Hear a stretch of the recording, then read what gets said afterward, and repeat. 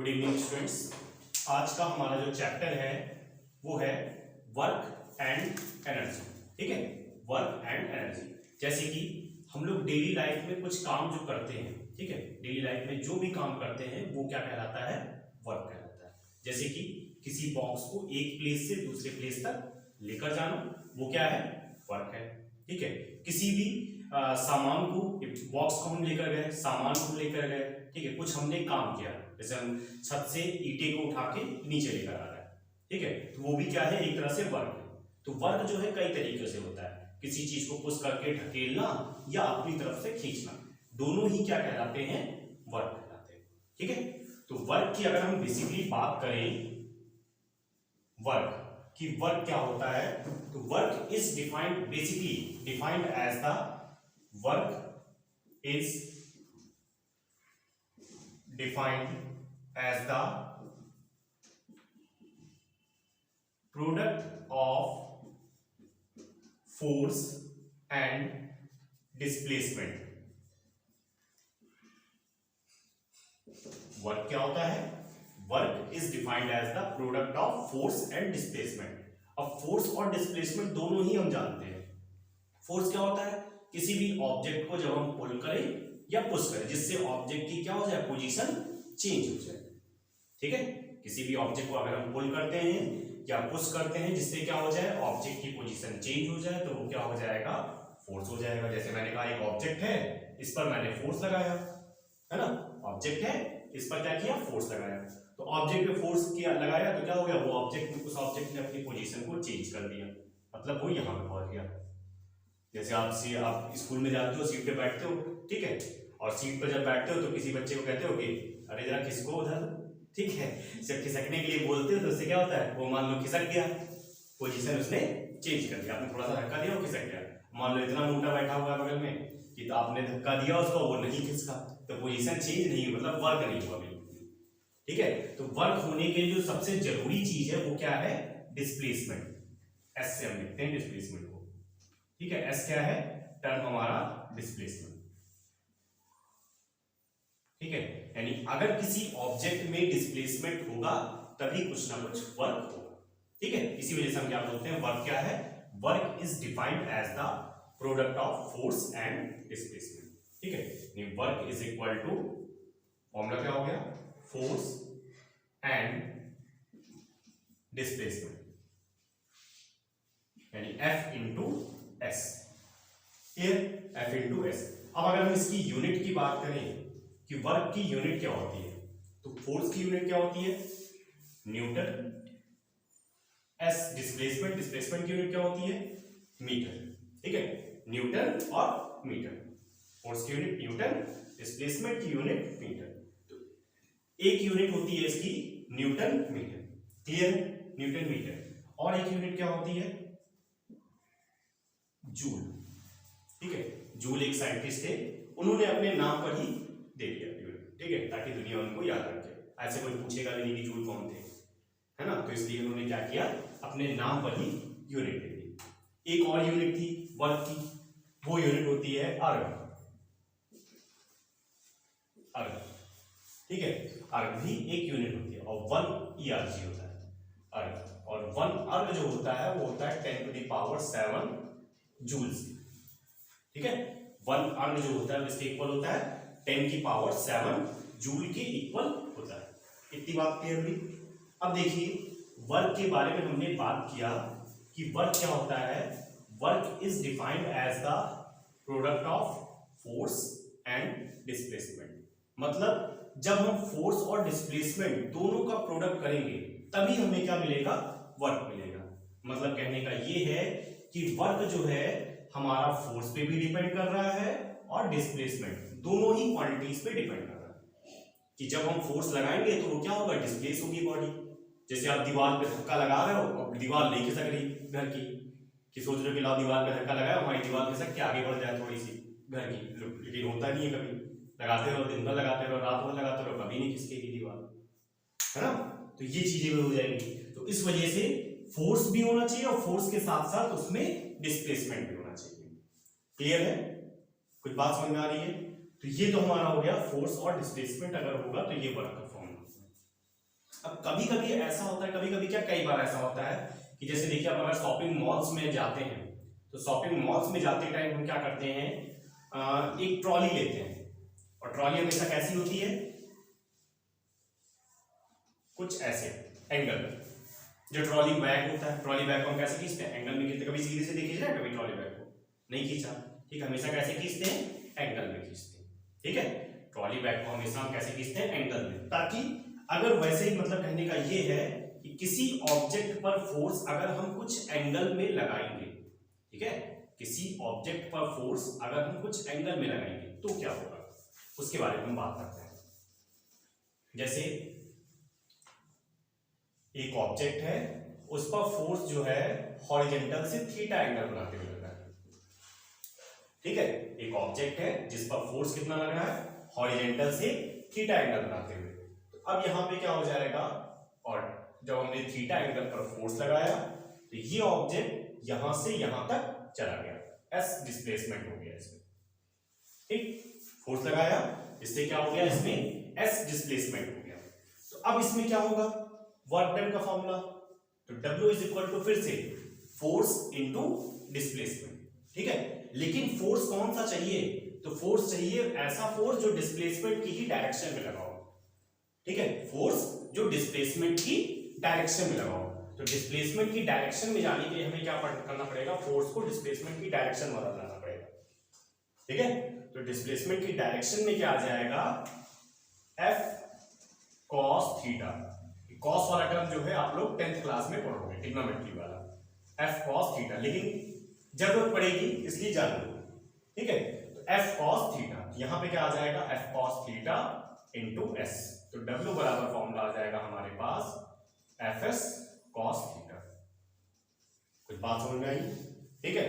तो W बराबर क्या आ गया, Fs cos थीटा। ये फॉर्मूला कब लगेगा, force into displacement F into S, जब फोर्स कैसा होगा, हॉरिजॉन्टल फोर्स होगा। ये फॉर्मूला कब लगेगा, जब फोर्स कैसा होगा, कुछ एंगल पे लग रहा होगा, ठीक है, तो कुछ एंगल पे लग रहा होगा, तो फॉर्मूला क्या हो जाएगा, W is equal to Fs cos theta, ठीक है। तब तक आप लोग नोट करिए।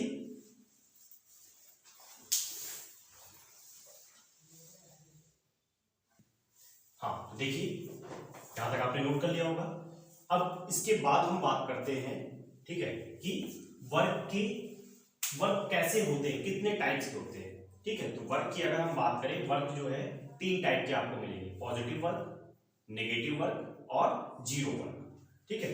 पॉजिटिव, नेगेटिव और जीरो वर्क, तो हम तीनों टाइप की बात कर लेते हैं। देखिए पहले मैंने किसकी बात की, पॉजिटिव वर्क की। देखिए पॉजिटिव वर्क क्या होता है, when F and S are in same direction, ठीक है।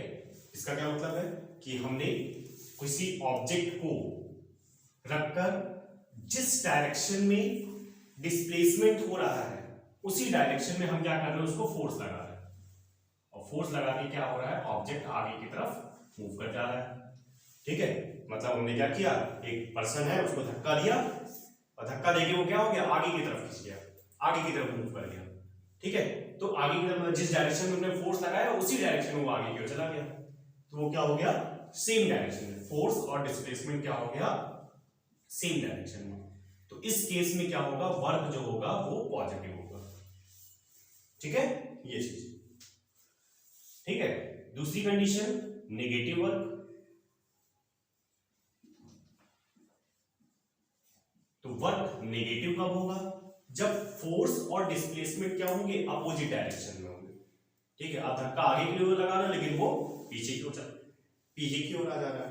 जैसे when force F and S are in opposite direction, तो इस केस में क्या होगा कि जैसे मैंने कहा फोर्स हमने पीछे की ओर लगाया, उसमें अपनी तरफ खींच रहे हैं, ठीक है। और या इस तरह से ना बोल के इस तरह से बोल दें, हाँ इसी तरह से कर लेते हैं, फोर्स हम अपनी तरफ खींचना चाह रहे हैं लेकिन वो हमारी तरफ ना आगे क्या हो गया, आगे की तरफ चला गया, ऐसा किस जगह पे देखने को मिलता है? जैसे मान लो एक ढलान पे हमारी गाड़ी खड़ी है, ठीक है, एक ढलान पे गाड़ी खड़ी है, रुकी हुई है, हमने सोचा कि लाओ उसको खिसका के अपनी तरफ कर ले, और हल्का सा हमने अपनी तरफ खींचा, वो हमारी तरफ आने की बजाय और आगे खिसक गई, आगे ही चली गई, पता चला ढलान में लुढ़क गई गाड़ी हमारी और आगे चल के ठुक गई किसी से, ठीक है। तो ये हो गया हमारे का, ठीक है, मतलब डिस्प्लेसमेंट जो हुआ वो फोर्स की अपोजिट डायरेक्शन में हो गया, ठीक है, डिस्प्लेसमेंट क्या हो गया? फोर्स की अपोजिट डायरेक्शन में हो गया। तो इस केस में हम क्या बोलेंगे? फोर्स क्या हो गया हमारा? नेगेटिव हो गया, ठीक है। इस केस में जो वर्क है हमारा वो कैसा हो गया? नेगेटिव, ठीक है। तो वर्क पॉजिटिव कब होगा? जब फोर्स और डिस्प्लेसमेंट कैसे होंगे? सेम डायरेक्शन में होंगे, एक ही डायरेक्शन में होंगे, तब वर्क हमारा कैसा होगा? पॉजिटिव होगा। नेगेटिव कब होगा? जब फोर्स और डिस्प्लेसमेंट कैसे होंगे? अपोजिट डायरेक्शन में होंगे, ठीक है, मतलब जिस डायरेक्शन में हम फोर्स लगा रहे हैं डिस्प्लेसमेंट उसकी अपोजिट डायरेक्शन में होगा, उस केस में हम क्या बोलेंगे? Negative work. समझ में आ रहा है? ठीक है। फिर इसके बाद हम बात करें वर्क, ये वर्क नेगेटिव हो गया। अब जीरो वर्क की बात कर लेते हैं। वर्क जीरो कब होगा? ठीक है, तो कोई भी वर्क जीरो तब होगा जब उसका फोर्स और डिस्प्लेसमेंट दोनों ही 90 डिग्री पर होंगे। ऐसा कब होता है? ठीक है, ऐसे हम बात करें, जैसे मैंने कहा यहां पर हमारे पास एक पर्सन है जो कि ऊपर एक बोझा ढो रहा है, ठीक, ये चीज है, एक पर्सन है जो कि ऊपर एक, जैसे कुली जैसा नहीं होता, ये कुली जो है वो बोझ लेके जा रहा है एक जगह से आगे लेके, ठीक है। तो इस केस में अब जैसे ये यहां से जब ये यहां तक जा रहा है, ठीक है, आगे, तो इस बोझ यानी जो वेट लगा हुआ है इसका वेट तो हमेशा नीचे की ओर लगेगा, भार, ठीक है, और वो क्या होता है? mg। और डिस्प्लेसमेंट किधर की ओर हो रहा है? आगे की तरफ हो रहा है, ठीक है, बोझा बढ़ा नहीं है, उतना ही रहेगा, ठीक है। ये चीजें पता चला हम कहे कि लोग इधर से उधर गया, कुली कहो कि यहां से वहां तक जाना है 5 से 10 किलो हो जाएगा, ठीक है, कुली कहेगा हम नहीं लेके जाएंगे, ठीक, ये हो जाएगा। तो यहां से वो वहां तक गया, डिस्प्लेसमेंट कितना हो गया? s हो गया। फोर्स किस ओर लग रहा है? नीचे की ओर लग रहा है, यानी 90 डिग्री पे लग रहा है, mg नीचे की तरफ और डिस्प्लेसमेंट किधर हो रहा है? इधर की तरफ। तो दोनों के बीच का एंगल कितना है? 90 डिग्री, ठीक है। तो जब फोर्स और डिस्प्लेसमेंट यानी when F and S are in 90 degree angle, ठीक है, 90 डिग्री एंगल पर होंगे, तो उस केस में वर्क क्या हो जाएगा हमारा? जीरो हो जाएगा, ठीक है। 3 पॉइंट्स हमें ध्यान रखने हैं कि पॉजिटिव वर्क कब होगा? जब फोर्स और डिस्प्लेसमेंट सेम डायरेक्शन में होंगे, यानी जिस डायरेक्शन में हमने फोर्स लगाया है उसी डायरेक्शन में डिस्प्लेसमेंट हो रहा है, क्लियर है। नेगेटिव वर्क कब होगा? जब फोर्स और डिस्प्लेसमेंट अपोजिट डायरेक्शन में होंगे। अपोजिट डायरेक्शन का मतलब है जिस डायरेक्शन में हमने फोर्स लगाया उसकी अपोजिट डायरेक्शन में गाड़ी चलेगी, ठीक है। ये जीरो वर्क कब होगा? जब फोर्स कहां हो? नीचे की ओर लग रहा हो और आप किधर जा रहे हो? आगे की ओर जा रहे हो। कि मान लो आप पुलिस से सामान उठवा भी रहे हो और कह रहे हो कि तुमने वर्क ही नहीं किया, मारेगा भी दौड़ा कहेगा दौड़ा के भी मारेंगे तुमको अभी हम, ठीक। तो मतलब फोर्स और डिस्प्लेसमेंट क्या हो जाएगा? 90 डिग्री एंगल पे हो जाएगा। तो उस केस में क्या होगा? वर्क जीरो होगा, ठीक। ये 3 केसेस हैं जो आप नोट डाउन कर लीजिए।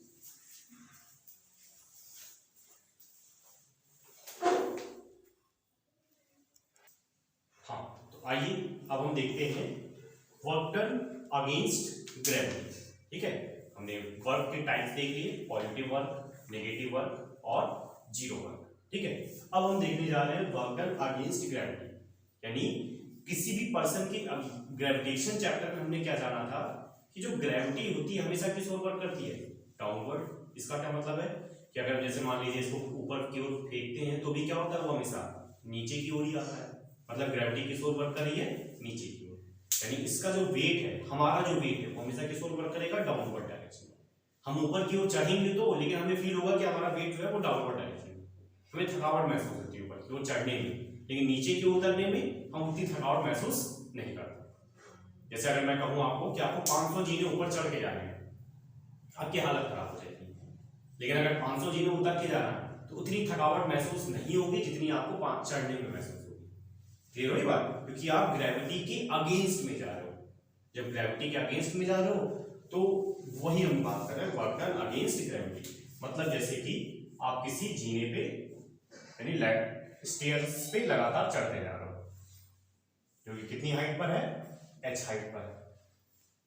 ठीक है, एक पर्सन है जो कि लगातार चढ़ता जा रहा है,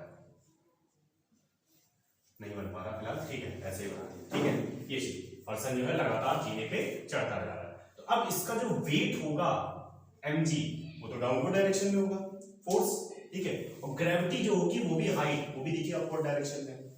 ठीक है, तो वर्क जो होगा फिर से फोर्स इनटू वर्टिकल डिस्टेंस, कौन सा यहाँ पे डिस्प्लेसमेंट ना हो के क्या हो जाएगा, वर्टिकल डिस्टेंस। अब ये वर्टिकल डिस्टेंस ही क्या है, डिस्प्लेसमेंट के इक्वल है।